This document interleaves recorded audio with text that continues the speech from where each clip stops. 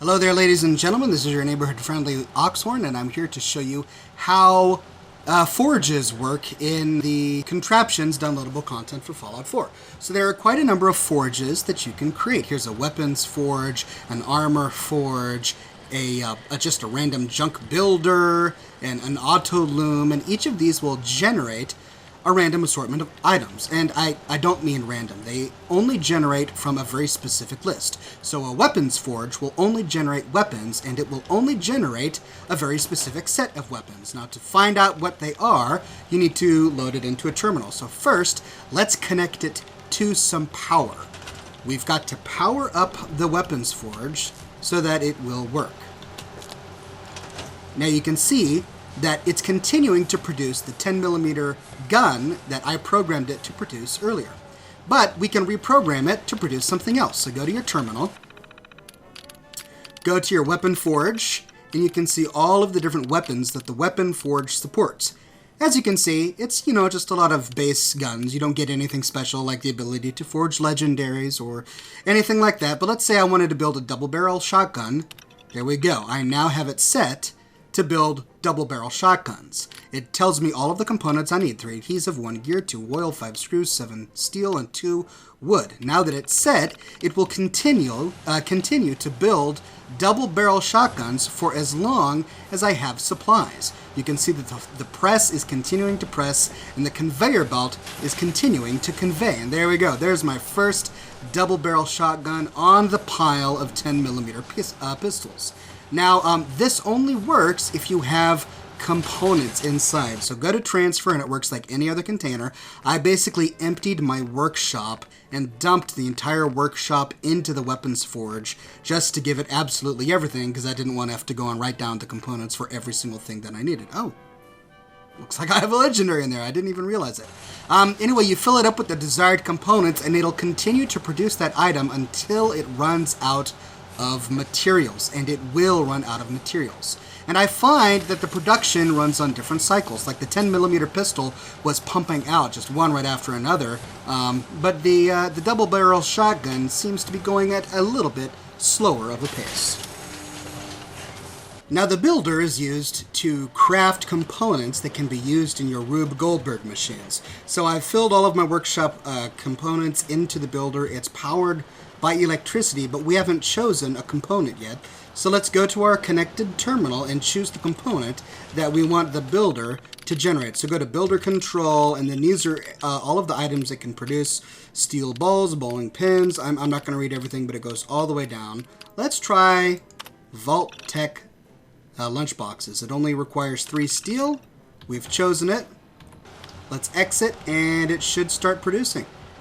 Looks like I'm not connected to electricity. Let's connect it really quickly. There we go.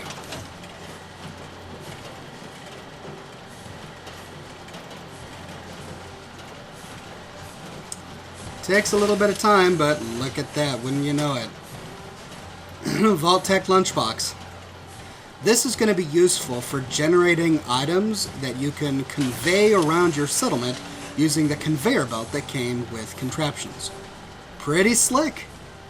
Now, I won't go through them all because it's fairly self-explanatory, but you've got an ammunition plant which produces ammunition. You've got an explosives mill which produces explosives. You've got a food processor which produces food. It doesn't produce crops, it produces packaged food like Blamco mac and cheese. You, of course, have your weapon forge. You've got an armor forge which produces armor. Sadly, it's not legendary or interesting. It's just basic leather, combat, so on and so forth. And then you've got your auto loom, which creates a variety of different clothing items, stuff that you'd normally find on a level 1 or a level 2 trader shop. Now, the junk mortar is pretty interesting. It only fires things that you actually put inside. So I've got some stuff on the ground here, and I'm going to hold E to manually drop it in, which, it's tedious. I'm going to put a weight in there, and I've got a gun in there. There we go. There we go. So I've got a 10mm pistol and then 2 10-pound weights. So what you can do is you can manually set its trajectory by clicking Activate.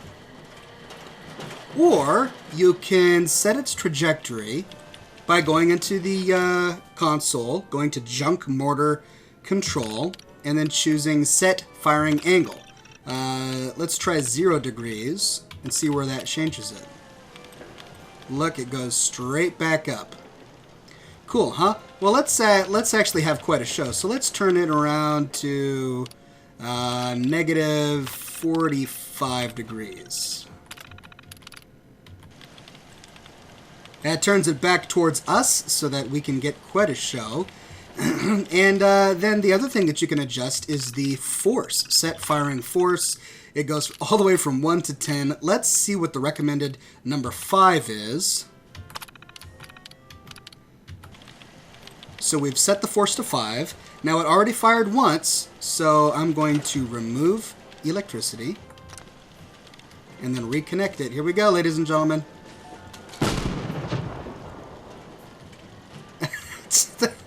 That's it. That's what it does. All right, let's try a few more things. I'm going to fill this back up, and then we can set it at a higher force. All right, there's some Blamco mac and cheese. Let's go in here. Or no, Abraxo cleaner. Let's go in there. Let's set the firing force to 10. Remove the power. Reattach power. And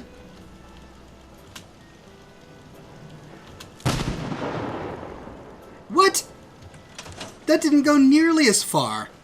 I don't get it. We set that to 10 and it just kind of went whoo. We set it to 5 and it goes bzzz.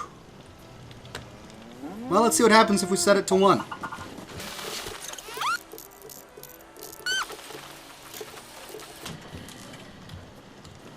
right, here we go. Oh, you're kidding. What? Oh, man, that guy needs to see a doctor. Okay, so there you go. That's the that's the junk mortar. That's how it works. Pretty cool.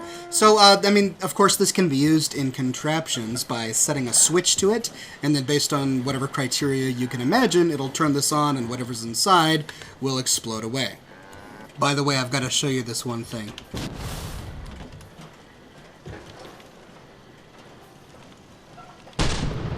Whoa!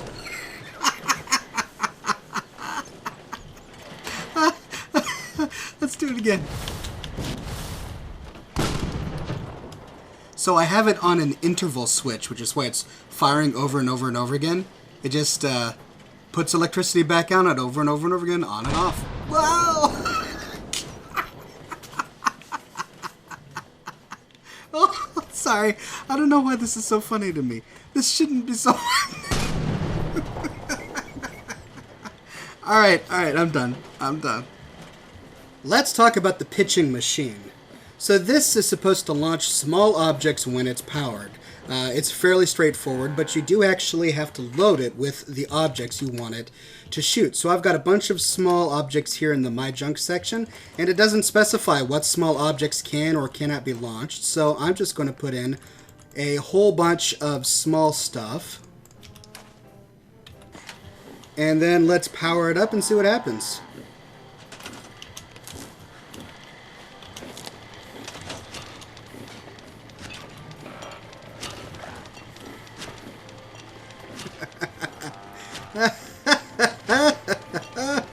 That is so great.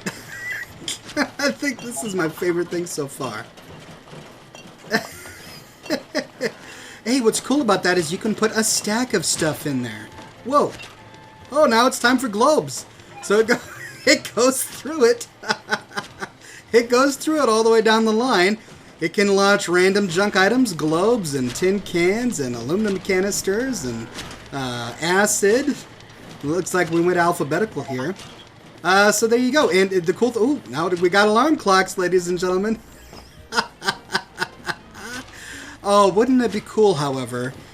Look at it update like that. It's updating as it's kicking stuff out. Wouldn't it be nice if we could set something to feed into this. Now, sadly, you can't. You do have to manually open it up and manually give it all of the junk or components that it's going to shoot.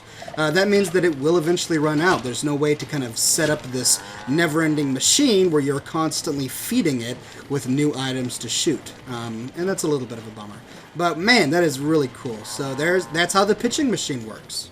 So there you go, ladies and gentlemen. That's how forges, the junk mortar, and the pitching machine work. But that's not even close to being the end of everything new that came with Fallout 4's Contraptions DLC. There's a lot to go over. I'm going to make a video highlighting everything, so please stay tuned for more Contraptions content. Check out the next video in this series. Thanks for subscribing, and I'll see you soon.